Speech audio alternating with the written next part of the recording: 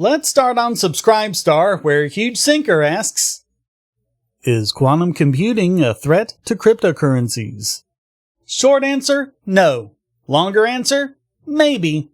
Cryptocurrencies are based on cryptographic hashes. The main threat to encryption that quantum computers represent is from Shor's algorithm, which can't be used to attack hashing algorithms. But they can be attacked using Grover's algorithm, which basically cuts the key length in half. So the standard 256-bit hash now has the strength of a 128-bit hash. That's still pretty darn secure, but if people do project a problem, they can just upgrade to a 512-bit hash.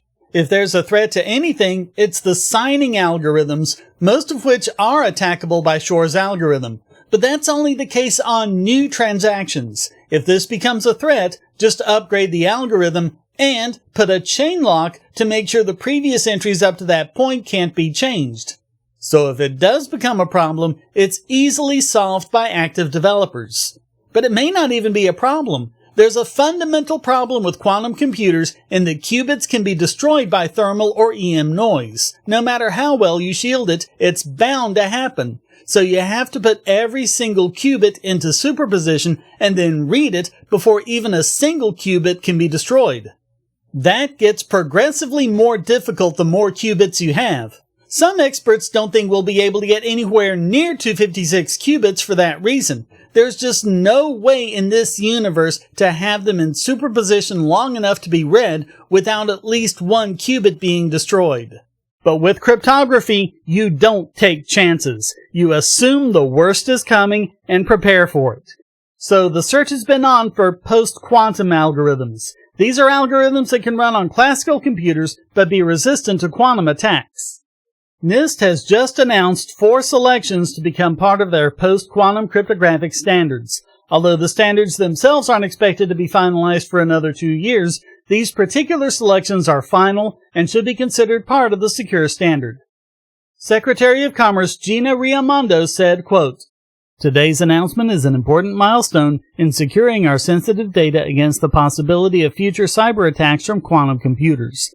Thanks to NIST's expertise and commitment to cutting-edge technology, we are able to take the necessary steps to secure electronic information so U.S. businesses can continue innovating while maintaining the trust and confidence of their customers." She's tooting her own horn a little too much. NIST didn't do anything regarding the development and testing of these protocols. They wisely left that to multiple experts and groups all around the world. Cryptographers, including many who were the creators of the very standards that are now under threat, submitted their algorithms to the world, and other experts tested and vetted them. NIST Director Laurie Locascio was more generous, quote, "Our post-quantum cryptography program has leveraged the top minds in cryptography worldwide to produce this first group of quantum-resistant algorithms that will lead to a standard and significantly increase the security of our digital information." For general encryption such as secure websites, they selected the Crystal's Kyber algorithm, which uses small key pairs that can be exchanged easily and quickly by both quantum and classical computers. With a 512-bit key, the security is roughly equivalent to AES 128, and Kyber 1024 is roughly equivalent to AES 256. Cloudflare and Amazon have already included Kyber into their cryptographic libraries. For the all-important digital signatures, they selected 3. Crystal's Dilithium, Falcon, and Sphinx Plus.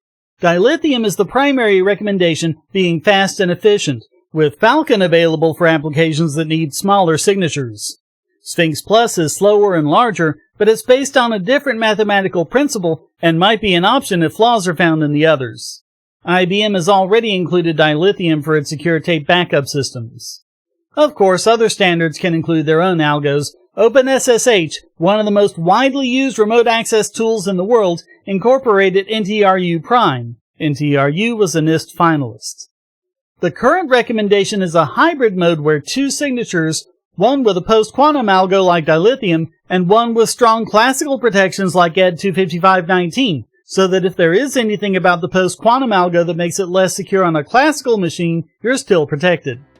And for those of you wondering, yes, these algorithms could be used by future cryptocurrency standards as well. Regardless of what happens with quantum computing, everything should be well protected. Bye.